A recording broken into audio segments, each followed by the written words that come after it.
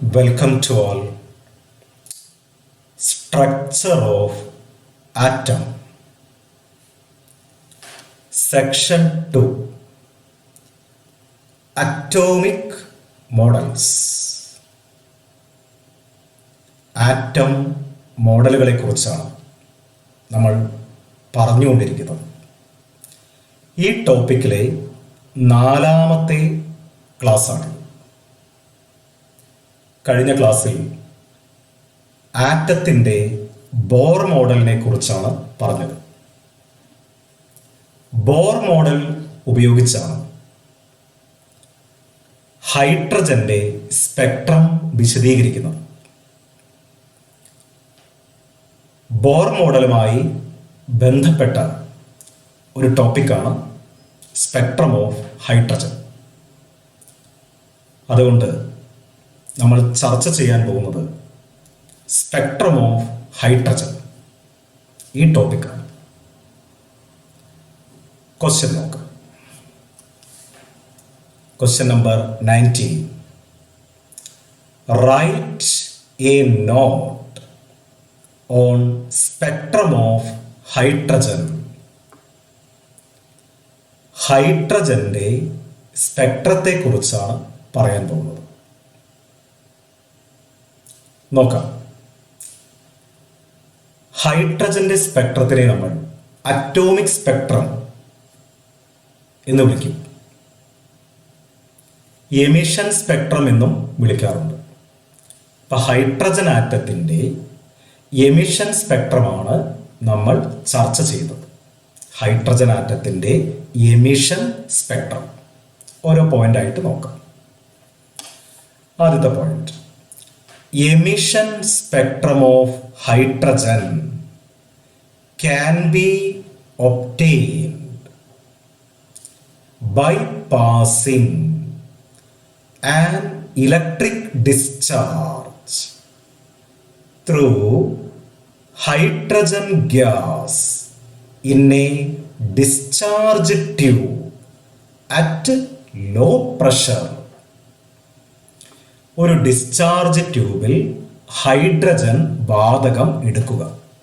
Law പ്രഷറിൽ ആണ് എടുക്കേണ്ടത്. എന്നിട്ട് അതിലൂടെ ഒരു ഇലക്ട്രിക് ഡിസ്ചാർജ് കടത്തിവിടണം. അങ്ങനെയാണ് ഹൈഡ്രജന്റെ എമിഷൻ സ്പെക്ട്രം നമ്മൾ ഉണ്ടാക്കുന്നത്. അപ്പം ഹൈഡ്രജന്റെ എമിഷൻ സ്പെക്ട്രം എങ്ങനെയാണ് ഉണ്ടാക്കുന്നത്? ഒരു ഡിസ്ചാർജ് ട്യൂബിൽ ഹൈഡ്രജൻ വാതകം ലോ പ്രഷറിൽ എടുക്കുക. എന്നിട്ട് ഒരു ഇലക്ട്രിക് ഡിസ്ചാർജ് അതിലൂടെ കടത്തിവിടുക. Emission spectrum of hydrogen can be obtained by passing an electric discharge through hydrogen gas in a discharge tube at low pressure. അപ്പോൾ എന്താണ് സംഭവിക്കുക? The bluish light obtained from the discharge tube is analyzed with a spectroscope. Discharge ട്യൂബിൽ നിന്നും വരുന്ന bluish light ഒരു spectroscope വെച്ച് നമ്മൾ പരിശോധിക്കുന്നു, അനലൈസ് ചെയ്യുന്നു. ഡിസ്ചാർജ് ട്യൂബിൽ നിന്നും വരുന്ന ലൈറ്റിനെ സ്പെക്ട്രോസ്കോപ്പ് വെച്ച് പരിശോധിക്കുകയാണ് ചെയ്യുന്നത്, അനലൈസ് ചെയ്യുന്നു. എന്താണ് നമുക്ക് കിട്ടുന്നത്? The spectrum obtained consist of several series of bright lines of different frequencies with dark areas in between. നമുക്ക് കിട്ടുന്ന സ്പെക്ട്രത്തിൽ ബ്രൈറ്റ് ലൈൻസ് കാണാം, തിളങ്ങുന്ന ലൈൻസ്. ഓരോ ലൈൻസിനും ഓരോ ഫ്രീക്വൻസി ആയിരിക്കും. ഈ ലൈൻസ് എന്ന് പറയുന്നത് റേഡിയേഷനാണ്. ഓരോ റേഡിയേഷനും ഓരോ ഫ്രീക്വൻസിയാണ്. ഈ ബ്രൈറ്റ് ലൈൻസ് സെപ്പറേറ്റഡ് ആണ്. ഒരു ലൈൻ കഴിഞ്ഞ് ഗ്യാപ്പ് ഉണ്ട്, അത് കഴിഞ്ഞിട്ടാണ് അടുത്ത ലൈൻ. ഈ ബ്രൈറ്റ് ലൈൻസിൻ്റെ ഇടയ്ക്ക് കറുപ്പ് നിറമാണ്, ഡാർക്ക് ഏരിയ ആണ്. നമുക്ക് ഏതുപോലെ തോന്നും? കറുത്ത ഷർട്ടിൽ വെളുത്ത വര, അങ്ങനെ ആലോചിച്ചാൽ മതി. കറുത്ത ഷർട്ടിൽ വെളുത്ത വരകൾ ഇട്ടാൽ എങ്ങനെയായിരിക്കും? അതുപോലെ തിളങ്ങുന്ന ലൈനുകൾ, അതിൻ്റെ ഇടയ്ക്ക് black area, dark area. Okay, അപ്പോൾ സ്പെക്ട്രം ഈ ടൈപ്പാണ്. നമുക്ക് കിട്ടുന്ന സ്പെക്ട്രം എന്താണ്? Dark area. ഡാർക്ക് ഏരിയയാണ്, അതിൽ തിളങ്ങുന്ന ലൈനുകൾ. ഈ ലൈൻസ് സെപ്പറേറ്റഡ് ആണ്. ഡിസ്കണ്ടിന്യൂസ് സ്പെക്ട്രമാണ്. ഡിസ്കണ്ടിന്യൂസ് കാരണം ഒരു ലൈനും മറ്റൊരു ലൈനും തമ്മിൽ ഗ്യാപ്പ് ഉണ്ട്. അപ്പം ഡിസ്കണ്ടിന്യൂസ് സ്പെക്ട്രമാണ് നമുക്ക് കിട്ടുന്നത്. ഡിസ്കണ്ടിന്യൂസ് സ്പെക്ട്രം അങ്ങനൊരു വാക്ക് വേണമെങ്കിൽ പറയാം. The spectrum obtained consist of several series of bright lines of different frequencies with dark areas in between. Okay. The bright lines appear in different regions of the electromagnetic spectrum, such as UV, visible, and IR regions. IR means infrared regions. അപ്പം നമുക്ക് കിട്ടുന്ന bright lines radiations ആണ്. ഈ റേഡിയേഷൻസിൽ ചിലത് UV റേഡിയേഷനാണ്, ultra violet റേഡിയേഷനാണ്. ചിലത് visible റേഡിയേഷനാണ്, ചിലത് infrared റേഡിയേഷനാണ്. അപ്പോൾ electro magnetic spectrum എന്ന് പറഞ്ഞാൽ ഒരുപാട് റേഡിയേഷൻസ് കൂടിച്ചേർന്നതാണ്. നമ്മൾ പിന്നീട് പഠിക്കും. ആ ഇലക്ട്രോ മാഗ്നറ്റിക് സ്പെക്ട്രത്തിൻ്റെ ഒരു ഭാഗമാണ് വിസിബിൾ റീജിയൻ, മറ്റൊരു റീജിയനാണ് UV റീജിയൻ, വേറൊന്നാണ് ഇൻഫ്രാറെഡ് റീജിയൻ. അപ്പം നമുക്ക് കിട്ടുന്ന ലൈൻസ് ഈ 3 റീജിയൻസിലാണ് വരുന്നത്. UV റീജിയനിൽ ചില ലൈൻസ് കിട്ടും, വിസിബിൾ റീജിയനിൽ ചില ലൈൻസ് കിട്ടും, IR റീജിയനിൽ ചില ലൈൻസ് കിട്ടും. The bright lines appear in different regions of the electromagnetic spectrum, such as UV, visible and IR regions. അപ്പോൾ ഈ 3 റീജിയൻസിലാണ് സ്പെക്ട്രത്തിൽ കിട്ടുന്ന റേഡിയേഷൻസ് വരുന്നത്. The various lines in the spectrum are classified into 5 series. ഇപ്പം ഹൈഡ്രജന്റെ സ്പെക്ട്രത്തിലെ ലൈനുകളെ 5 സീരീസായി തിരിച്ചിട്ടുണ്ട്. ഹൈഡ്രജന്റെ സ്പെക്ട്രത്തിൽ കിട്ടുന്ന ലൈൻസിനെ 5 സീരീസ് ആയി തിരിച്ചിട്ടുണ്ട്. The various lines in the spectrum are classified into 5 series. അത് ഏതൊക്കെയാണെന്ന് നോക്കാം. 5 എണ്ണമാണ്. ഒന്ന്, ലൈമാൻ സീരീസ്. ലൈമാൻ സീരീസ് കാണുന്നത് UV റീജിയനിലാണ്, ultraviolet region. Lyman. Balmer series എഴുതുമ്പോൾ ബാൾമർ എന്നൊക്കെ എഴുതും, BALMER. സ്പെല്ലിംഗ് കിട്ടാൻ അങ്ങനെ വായിക്കാം, Balmer. Balmer series. Balmer series appearing in the visible region. Visible റീജിയനിൽ കാണുന്ന സീരീസാണ് ബാമർ സീരീസ്. അടുത്തത് പാഷൻ സീരീസ്. സ്പെല്ലിംഗ് ഒന്ന് ശ്രദ്ധിക്കണം, PASCHEN.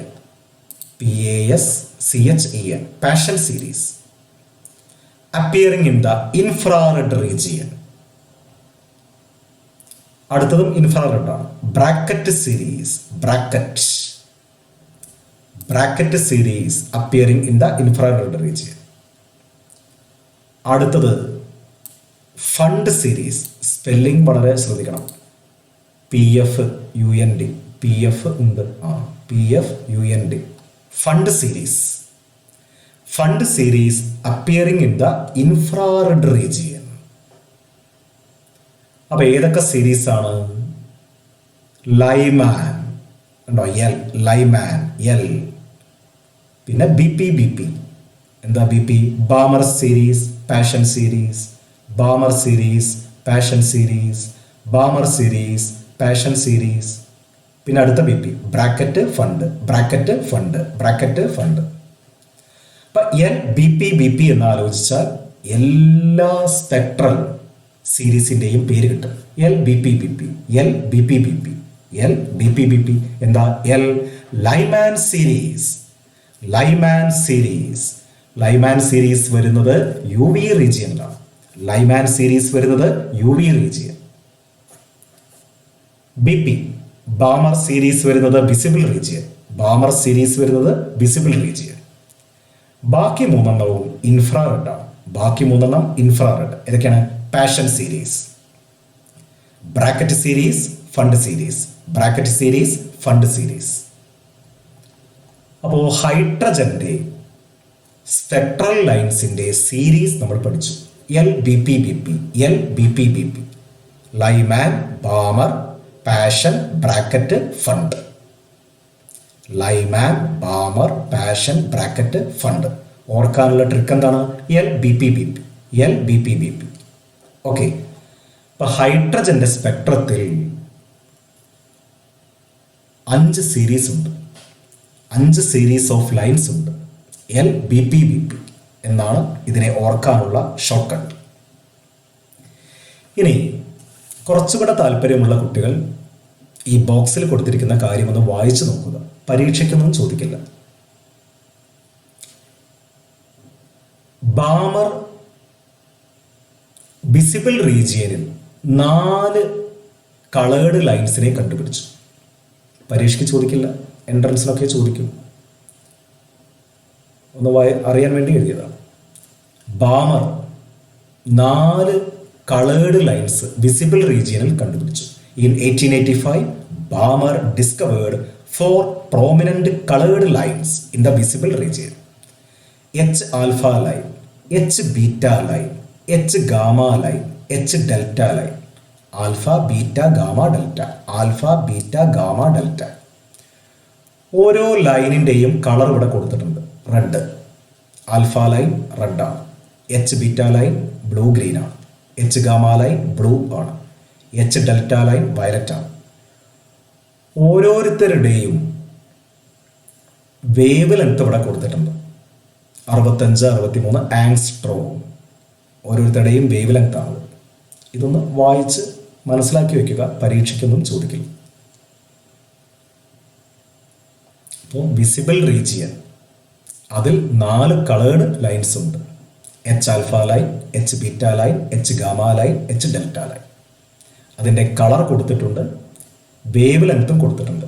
ഈ 2 വേവ് ലെങ്ത്തും സെയിം ആണ്. ഓക്കെ, എച്ച് ബീറ്റ ലൈനും എച്ച് ഗാമ ലൈനും.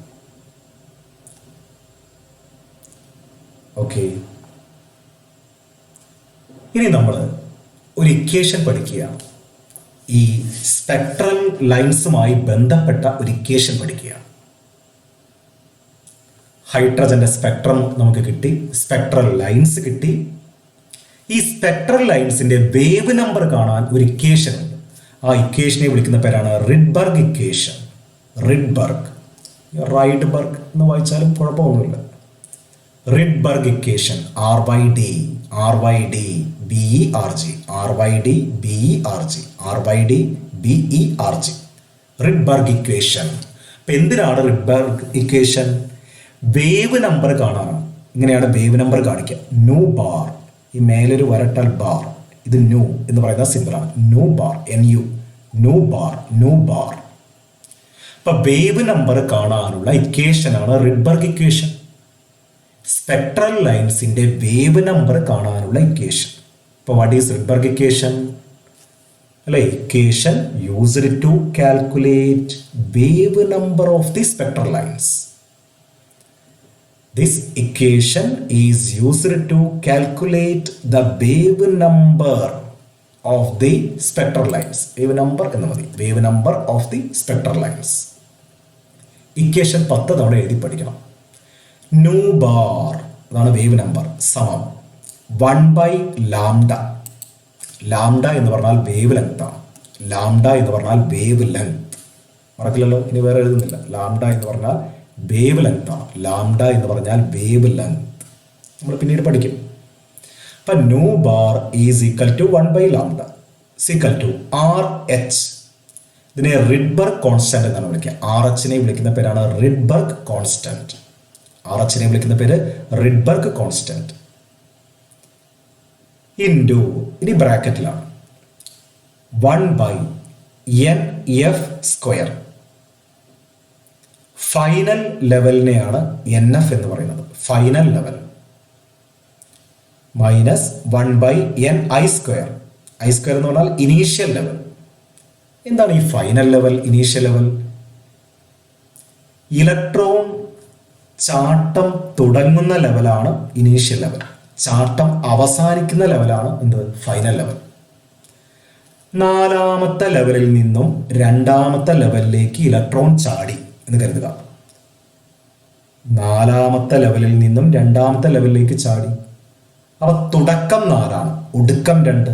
തുടക്കം 4 ആയതുകൊണ്ട് NI എന്ന് പറഞ്ഞാൽ 4, അവസാനിച്ചത് 2. അപ്പൊ NF എന്ന് പറഞ്ഞാൽ 2. അത്രയേ ഉള്ളൂ. ഇനീഷ്യൽ ലെവലും ഫൈനൽ ലെവലും. ഈ ന്യൂബാറിന്റെ യൂണിറ്റ് സെന്റിമീറ്റർ ഇൻവേഴ്സ് ആണ്. സെന്റിമീറ്റർ ഇൻവേഴ്സ്, മീറ്റർ ഇൻവേഴ്സ് എന്നുള്ള രീതിയിൽ എഴുതാം. അപ്പോൾ ഈ വാല്യൂ മാറും, ഈ RH വാല്യൂ മാറും. സെന്റിമീറ്റർ ഇൻവേഴ്സ് യൂണിറ്റ് കിട്ടണമെങ്കിൽ ഇങ്ങനെ ഉപയോഗിക്കണം. RH value 10, 96, 77. 10, 96, 77. അങ്ങനെ ആലോചിച്ചാൽ എളുപ്പം കിട്ടും. 10, 96, 77. 10, 96, 77. അപ്പോൾ റിഡ്ബർഗ് ഇക്വേഷൻ പഠിച്ചു വെക്കണം. ന്യൂ ബാർ കാണാനുള്ള ഇക്വേഷനാണ്. Wave number equal to 1/λ. കൂട്ടത്തിൽ എഴുതിയതാണ് 1/λ. ന്യൂ ബാർ സമം 10, 96, 77 into 1/NF² minus 1/NI². Unit centimetre inverse. Problem ഒക്കെ തരും. ഒരു ഇലക്ട്രോൺ 4ാമത്തെ ലെവലിൽ നിന്നും 2ാമത്തെ ലെവലിലേക്ക് ചാടി. വേവ് നമ്പർ കണക്കാക്കുക. അപ്പോൾ NI എന്ന് പറയുന്ന സ്ഥലത്ത് 4, NF എന്ന് പറയുന്ന സ്ഥലത്ത് 2. പ്രോബ്ലം പിന്നീട് ചെയ്യാം, ക്വസ്റ്റ്യൻ പേപ്പർ ആൻസർ ചെയ്യുമ്പോൾ. ഓക്കെ, അപ്പോൾ റിഡ്ബർഗ് ഇക്വേഷൻ പഠിച്ചു. ഇത് ഹൈഡ്രജന് മാത്രമേ അപ്ലിക്കബിൾ ആയിട്ടുള്ളൂ. ഹൈഡ്രജന്റെ സ്പെക്ട്രൽ ലൈൻസിന് മാത്രമേ ഇത് അപ്ലിക്കബിൾ ആയിട്ടുള്ളൂ. ഹൈഡ്രജന്റെ സ്പെക്ട്രൽ ലൈൻസിന്റെ വേവ് നമ്പർ കണക്കാക്കാനാണ് ഈ ഇക്വേഷൻ ഉപയോഗിക്കുന്നത്, റിഡ്ബർഗ് ഇക്വേഷൻ. RH റിഡ്ബർഗ് കോൺസ്റ്റന്റ് എന്നാണ് വിളിക്കുക. RH വേണമെങ്കിൽ അവിടെ നിന്ന് എഴുതാം. RH is known as RH is known as ഇവിടെ എഴുതാവുന്നേ ഉള്ളൂ. RH is known as Rydberg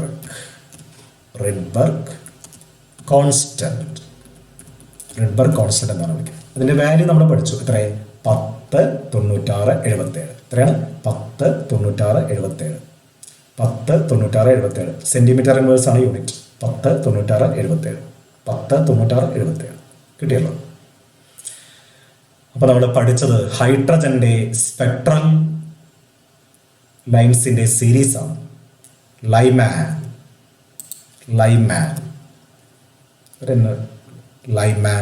Balmer, Paschen, Brackett, Pfund. Lyman, Balmer, Paschen, Brackett, fund. LBP. Lyman series കാണുന്നത് UV റീജിയനിൽ, ബാമർ സീരീസ് കാണുന്നത് വിസിബിൾ റീജിയനിൽ, പാഷൻ സീരീസ് കാണുന്നത് infrared എന്ന് എഴുതിയാലും മതി, നിയർ ഇൻഫ്രാറെഡ്, ഇതാണ് കറക്റ്റ്. ബ്രാക്കറ്റ് സീരീസ് കാണുന്നത് ഇൻഫ്രാറെഡ് റീജിയൻ, ഫണ്ട് സീരീസ് കാണുന്നത് ഫാർ ഇൻഫ്രാറെഡ് റീജിയനിലാണ്. ഇൻഫ്രാറെഡ് എന്ന് പഠിച്ചാലും മതി. അപ്പോൾ അവസാനത്തെ 3 കാണുന്നത് ഇൻഫ്രാറെഡ് റീജിയനിലാണ്.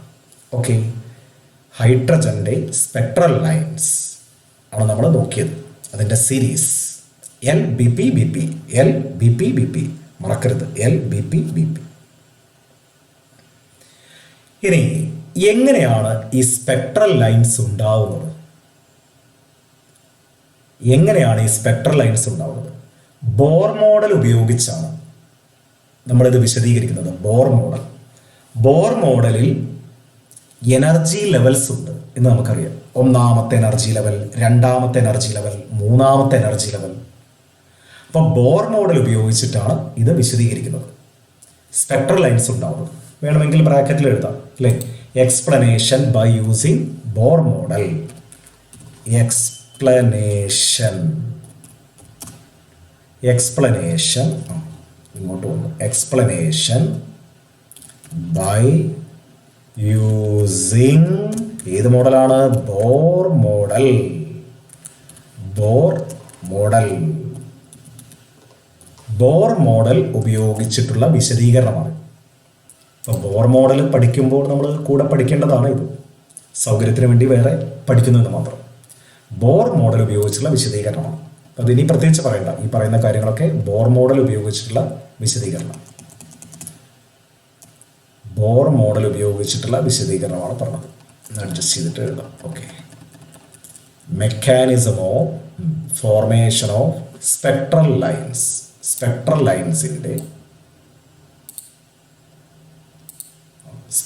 ലൈൻസിൻ്റെ രൂപീകരണം എങ്ങനെയാണ്? ഒരു പോയിന്റായിട്ട് നോക്കാം. When energy is given to hydrogen gas, electrons are excited to higher energy levels. Hydrogen ഗ്യാസിലേക്ക് എനർജി കൊടുക്കുമ്പോൾ ഇലക്ട്രോണുകൾ താഴെയുള്ള ലെവലിൽ നിന്ന് ഉയർന്ന ലെവലിലേക്ക് എക്സൈറ്റ് ചെയ്യും, ഉത്തേജിപ്പിക്കപ്പെടും. They jump from lower level to higher level. അപ്പം എനർജി കൊടുക്കുമ്പോൾ താഴെയുള്ള ലെവലിൽ നിന്നും ഇലക്ട്രോണുകൾ മേലെയുള്ള ലെവലിലേക്ക് ചാടും. എക്സൈറ്റ് ചെയ്യും എന്നാണ് പറയുക. എക്സൈറ്റ് ചെയ്യും, ഉത്തേജിപ്പിക്കപ്പെടും. എക്സൈറ്റഡ്. ആ വാക്ക് ശ്രദ്ധിക്കും. എക്സൈറ്റഡ്. ഇനി അടുത്തത്, മേലെ പോയ ആൾക്കാർ താഴേക്ക് തന്നെ വരും. ഈ താഴേക്ക് വരുമ്പോഴാണ് എനർജി പുറത്തേക്ക് വിടുന്നത്, റേഡിയേഷൻ പുറത്തേക്ക് വിടുന്നത്. ആ റേഡിയേഷനാണ് പല റീജിയനിൽ കാണുന്നത്. ചിലത് യു വി റീജിയൻ, ചിലത് വിസിബിൾ റീജിയൻ, ചിലത് ഇൻഫ്രാറെഡ് റീജിയൻ. അപ്പോൾ ദേ എന്ന് പറഞ്ഞാൽ ഇലക്ട്രോണുകൾ, മേലേക്ക് പോയ ഇലക്ട്രോണുകൾ. ദേ റിട്ടേൺ, തിരിച്ചു വരുന്നു, to various lower energy levels by emitting energy in various regions. ഇവിടെയും കൂടി various regions of electromagnetic spectrum. അപ്പോൾ മേലെ ഉള്ള ലെവലിലേക്ക് പോയ ഇലക്ട്രോണുകൾ താഴെയുള്ള എനർജി ലെവലിലേക്ക് വരും. എങ്ങനെയാണ് വരിക? എനർജി പുറത്തേക്ക് വിട്ടുമുണ്ട്. ആ എനർജി ഇലക്ട്രോമാഗ്നറ്റിക് സ്പെക്ട്രത്തിൻ്റെ പല റീജിയൻസിലായിരിക്കും. ചിലത് യു വി, ചിലത് വിസിബിൾ, ചിലത് infrared. They return to various lower energy levels by emitting energy in various regions of electromagnetic spectrum. അങ്ങനെയാണ് സ്പെക്ട്രൽ ലൈൻസ് കിട്ടുന്നത്. As a result different series of spectral lines are formed. ഏതൊക്കെയാണത്? LBP, Lyman series, Balmer series, അല്ലേ, Paschen series, Brackett series, Pfund series. അങ്ങനെയാണ് spectral lines കിട്ടുന്നത്. അപ്പോൾ ഇലക്ട്രോണുകൾ energy വലിച്ചെടുത്ത് താഴെ നിന്ന് മേലേക്ക് പോകും. മേലെ നിന്ന് തിരിച്ചു വരുമ്പോഴാണ് എനർജി പുറത്തേക്ക് വിടുന്നത്. അങ്ങനെയാണ് സ്പെക്ട്രം കിട്ടുന്നത്. ഈ നോട്ട് എഴുതിയെടുക്കണം. ഇനി ഒരു ചിത്രം കണ്ടാൽ പെട്ടെന്ന് മനസ്സിലാവും. എനർജി ലെവലുകൾ അവിടെ കാണിച്ചിട്ടുണ്ട്. ഒന്നാമത്തെ ലെവൽ n=1 കണ്ടോ? രണ്ടാമത്തെ ലെവൽ n=2, മൂന്നാമത്തെ ലെവൽ n=3, നാലാമത്തെ ലെവൽ, അഞ്ചാമത്തെ ലെവൽ, ആറാമത്തെ ലെവൽ, ഏഴാമത്തെ ലെവൽ, അങ്ങനെ ഇൻഫിനിറ്റി വരെ എനർജി ലെവൽ ഉണ്ട് എന്നുള്ളതാണ് വിശ്വാസം. ഓക്കെ. ഇനി ഇലക്ട്രോണുകൾ മേലേക്ക് പോയത് തിരിച്ചു വരണം. അപ്പോഴാണല്ലോ സ്പെക്ട്രം കിട്ടുന്നത്. മേലേക്ക് പോയ ഇലക്ട്രോണുകൾ തിരിച്ചു വരുമ്പോഴാണ് സ്പെക്ട്രം കിട്ടുന്നത്. ഇതാ നോക്കൂ, മേലേക്ക് പോയ ആൾക്കാർ, അല്ലേ, ആൾക്കാരല്ല, ഇലക്ട്രോൺസ് താഴേക്ക് വരുന്നുണ്ട്. രണ്ടാമത്തെ ലെവലിൽ നിന്നും ഇലക്ട്രോൺ ഒന്നാമത്തെ ലെവലിലേക്ക് ചാടുന്നു. 2-ൽ നിന്നും 1-ലേക്ക്, 3-ൽ നിന്നും 1-ലേക്ക്, 4-ൽ നിന്നും 1-ലേക്ക്, 5-ൽ നിന്നും 1-ലേക്ക്. അപ്പൊ ഉയർന്ന ലെവലുകളിൽ നിന്ന്, ഉയർന്ന എനർജി ലെവലുകളിൽ നിന്ന് ഒന്നാമത്തെ എനർജി ലെവലിലേക്കുള്ള ചാട്ടം, ട്രാൻസിഷൻ, ഇതാണ് ലൈമാൻ സീരീസ്. അപ്പൊ ലൈമാൻ സീരീസ് എങ്ങനെയാണ് ഉണ്ടാവുന്നത്? ഉയർന്ന ലെവലുകളിൽ നിന്ന് ഇലക്ട്രോണുകൾ ഒന്നാമത്തെ എനർജി ലെവലിലേക്ക് ചാടുന്നു. ഇതുപോലെ ബാമർ സീരീസ് പറയാം. ഉയർന്ന ലെവലുകളിൽ നിന്ന് രണ്ടാമത്തെ ലെവലിലേക്ക് ചാടുമ്പോഴാണ് ബാമർ സീരീസ് ഉണ്ടാവുന്നത്. ഉണ്ടോ? 3-ൽ നിന്ന് 2-ലേക്ക്, 4-ൽ നിന്ന് 2-ലേക്ക്, 5-ൽ നിന്ന് 2-ലേക്ക്. ഓക്കെ. ഉയർന്ന ലെവലിൽ നിന്ന് മൂന്നാമത്തെ ലെവലിലേക്ക് ചാടുമ്പോഴാണ് പാഷൻ സീരീസ് ഉണ്ടാവുന്നത്. ഉയർന്ന ലെവലുകളിൽ നിന്ന് 4-ാമത്തെ ലെവലിലേക്ക് ചാടുമ്പോഴാണ് ബ്രാക്കറ്റ് സീരീസ് ഉണ്ടാവുന്നത്. അപ്പോൾ ഫണ്ട് സീരീസ് എങ്ങനെയായിരിക്കും ഉണ്ടാവുക? ചിത്രത്തിൽ കാണിച്ചില്ല. ഫണ്ട് സീരീസ് എങ്ങനെയായിരിക്കും? ഉയർന്ന ലെവലുകളിൽ നിന്ന് എവിടേക്ക് ചാടണം? 5-ാമത്തെ ലെവലിലേക്ക് ഇലക്ട്രോൺസ് ചാടണം, ട്രാൻസിഷൻ നടക്കണം. അങ്ങനെയാണ് സ്പെക്ട്രൽ ലൈൻസ് കിട്ടുന്നത്. അപ്പോൾ ഉയർന്ന ലെവലുകളിൽ നിന്ന് താഴെയുള്ള ലെവലുകളിലേക്ക് ഇലക്ട്രോൺ വരുമ്പോഴാണ് സ്പെക്ട്രം നമുക്ക് കിട്ടുന്നത്. ലൈമാൻ സീരീസ് ഉണ്ടാവുന്നത് 1-ാമത്തെ ലെവലിലേക്ക് ഇലക്ട്രോൺ ചാടുമ്പോഴാണ്. ബാമർ സീരീസ് കിട്ടുന്നത് 2-ാമത്തെ ലെവലിലേക്കുള്ള ട്രാൻസിഷൻ കൊണ്ടാണ്. പാഷൻ സീരീസ് കിട്ടുന്നത് 3-ാമത്തെ ലെവലിലേക്കുള്ള ട്രാൻസിഷൻ കൊണ്ടാണ്. ബ്രാക്കറ്റ് സീരീസ് കിട്ടുന്നത് 4-ാമത്തെ ലെവലിലേക്കുള്ള ട്രാൻസിഷൻ കൊണ്ടാണ്. ഫണ്ട് സീരീസ് എങ്ങനെ കിട്ടും? 5-ാമത്തെ ലെവലിലേക്കുള്ള ട്രാൻസിഷൻ. അപ്പോൾ ഉയർന്ന ലെവലുകളിൽ നിന്ന് താഴെയുള്ള ലെവലുകളിലേക്ക് ഇലക്ട്രോൺ ജമ്പ് ചെയ്യണം. അപ്പോഴാണ് സ്പെക്ട്രം കിട്ടുന്നത്. അപ്പോൾ വളരെ ക്ലിയർ ആയി.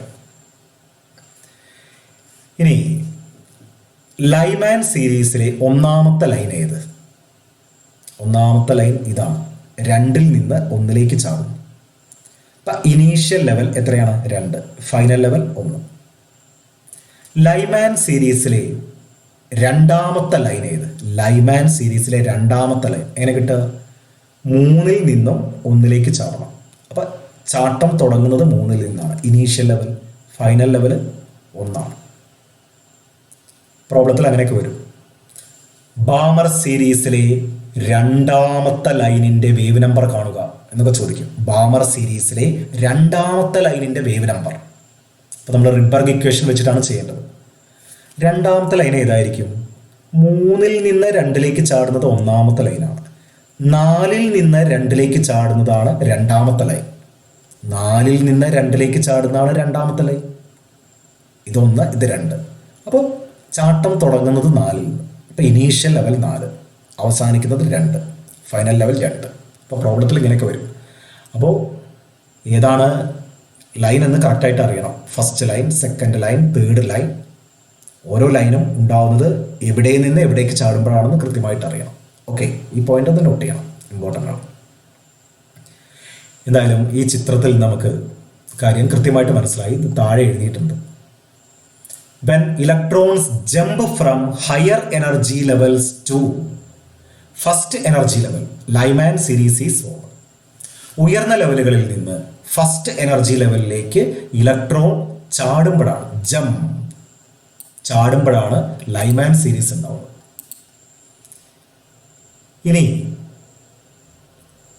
2-ാമത്തെ ലെവലിലേക്ക് ചാടുമ്പോഴും ഇതേ സെന്റൻസ് തന്നെയാണ്. ഇവിടെ മാത്രമേ മാറ്റമുള്ളൂ. ഈ ഫസ്റ്റ് എന്നുള്ള സ്ഥലത്ത് സെക്കൻഡ് എന്ന് കൊടുക്കുക.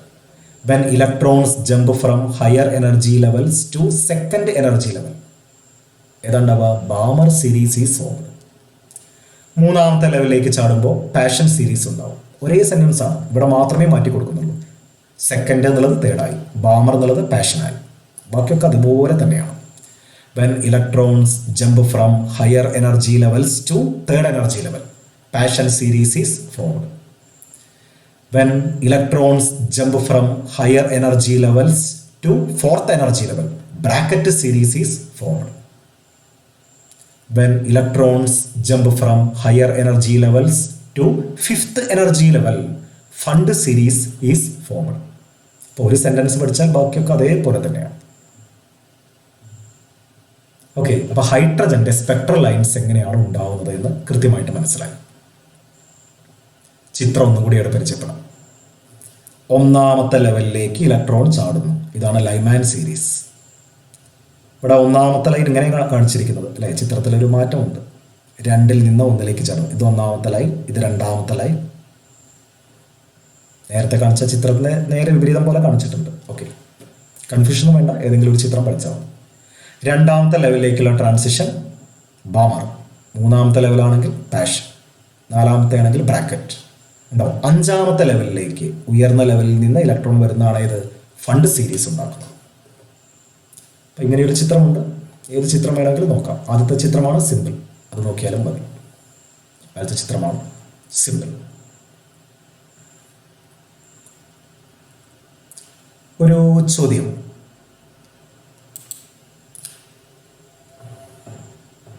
ആറാമത്തെ ലെവലിൽ നിന്ന്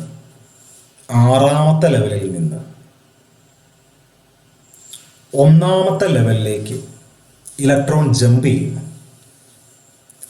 എത്ര ട്രാൻസിഷൻസ് പോസിബിൾ ആവും? ആറാമത്തെ ലെവലിൽ നിന്ന് ഒന്നാമത്തെ ലെവലിലേക്ക് ഇലക്ട്രോൺ ജമ്പ് ചെയ്യുകയാണെങ്കിൽ എത്ര ട്രാൻസിഷൻ പോസിബിൾ ആവും? ബുക്കിലില്ലാത്തൊരു ഇക്വേഷനാണ് നമ്മൾ ഉപയോഗിക്കേണ്ടത്. ഇപ്പം നമ്പർ ഓഫ് പോസിബിൾ ട്രാൻസിഷൻസ്, ഇത് പ്രോബ്ലം ആയിട്ട് നമ്മൾ മറ്റൊരു സമയത്ത് ചെയ്യും, ഇപ്പോഴൊന്ന് പറയുന്നു എന്ന് മാത്രം. നമ്പർ ഓഫ് പോസിബിൾ ട്രാൻസിഷൻസ് സമം ഒരു ഇക്വേഷൻ ഉണ്ട്, n ഇൻറ്റു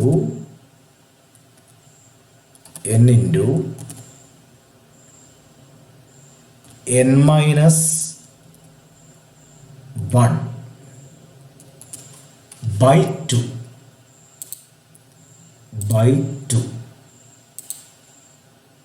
ഒരു ബൈ എന്ന് എഴുതണം. ഇനി ഇവിടെ 2. അപ്പോൾ എന്താണ് ട്രാൻസിഷൻസിൻ്റെ എണ്ണം കാണാനുള്ള equation? n into n minus 1 by 2. നമ്മുടെ ചോദ്യം എന്താ? ആറാമത്തെ ലെവലിൽ നിന്നും ഒന്നാമത്തെ ലെവലിലേക്ക് ഇലക്ട്രോൺ ചാടുന്നു. എത്ര ട്രാൻസിഷൻസ് പോസിബിൾ ആവും? ബുക്കിലില്ലാത്ത ഇക്വേഷനാണ്, ഒന്ന് പറയുന്നത് മാത്രം. അപ്പോൾ n എന്ന് പറയുന്ന സ്ഥലത്ത് 6 എന്ന് കൊടുക്കുക. 6 ഇൻറ്റു ബ്രാക്കറ്റിൽ എന്ത് വരും? 6 മൈനസ് 1 പറഞ്ഞാൽ 5 നമുക്കറിയാം.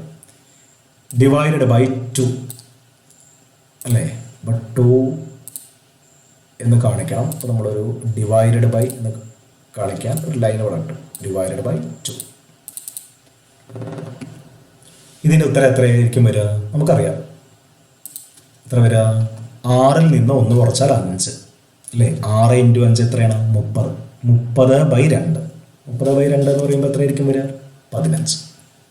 30 ബൈ 2 സമം ഇവിടെ എഴുതാം. സമം 15. ഇത്രയും ട്രാൻസിഷൻ വരും. അപ്പോൾ 6th ലെവലിൽ നിന്ന് ഇലക്ട്രോൺ ജമ്പ് ചെയ്യുമ്പോൾ, ഫസ്റ്റ് ലെവലിലേക്ക് ജമ്പ് ചെയ്യുമ്പോൾ ഇത്രയും ട്രാൻസിഷൻസ് പോസിബിൾ ആണ്. ഇത് പ്രോബ്ലമായിട്ട് നമ്മൾ പിന്നീട് ചെയ്യും, ഒരു കൗതുകത്തിന് വേണ്ടി പറഞ്ഞത് മാത്രം. അപ്പം നമ്പർ ഓഫ് പോസിബിൾ ട്രാൻസിഷൻസ് കാണാനുള്ള ഇക്വേഷൻ എന്താണ്? n into n minus 1 by 2. അപ്പോൾ n എന്ന് പറയുന്ന സ്ഥലത്ത് നിങ്ങൾ 6 എന്ന് കൊടുക്കണം. ആറാമത്തെ ലെവലിൽ നിന്നാണ് ചാടുന്നത്. 6 ഇൻറ്റു 6 മൈനസ് 1 ബൈ 2. ഇങ്ങനെയുള്ള കുറേ ഇക്വേഷൻസ് ഉണ്ട്. അതിലത്തെ ഒരു ടൈപ്പ് ആണിത്. 6th ലെവലിൽ നിന്ന് ഫസ്റ്റ് ലെവലിലേക്ക് ഇലക്ട്രോൺ ചാടുമ്പോൾ എത്ര ചാട്ടം പറ്റും, എത്ര ട്രാൻസിഷൻസ് പറ്റും എന്ന് കാണാനുള്ള ഇക്വേഷനാണ് നമ്പർ ഓഫ് പോസിബിൾ ട്രാൻസിഷൻസ്. അപ്പോൾ ബോർ മോഡൽ ഉപയോഗിച്ചാണ് നമ്മളിത് വിശദീകരിച്ചത്. ബോർ മോഡലിൽ നമുക്കറിയാം എനർജി ലെവൽസ് ഉണ്ട്. ഇലക്ട്രോണുകൾ എനർജി വലിച്ചെടുത്ത് താഴെ നിന്ന് മേലേക്ക് പോകും, മേലെ നിന്ന് തിരിച്ചു വരുമ്പോൾ എനർജി പുറത്തേക്ക് വിടും എന്നൊക്കെ നമ്മൾ ബോർ മോഡലിൽ പഠിച്ചതാണ്. അത് വെച്ചാണ് ഇത് വിശദീകരിച്ചത്. അതുകൊണ്ട് ഈ പറഞ്ഞ എക്സ്പ്ലനേഷൻ ബോർ മോഡലിൻ്റെ ഭാഗമാണ്. ഓക്കെ, അപ്പോൾ ഹൈഡ്രജൻ്റെ സ്പെക്ട്രം നമ്മൾ പഠിച്ചു. നന്നായിട്ട് നോട്ടൊക്കെ എഴുതുക. Okay, by.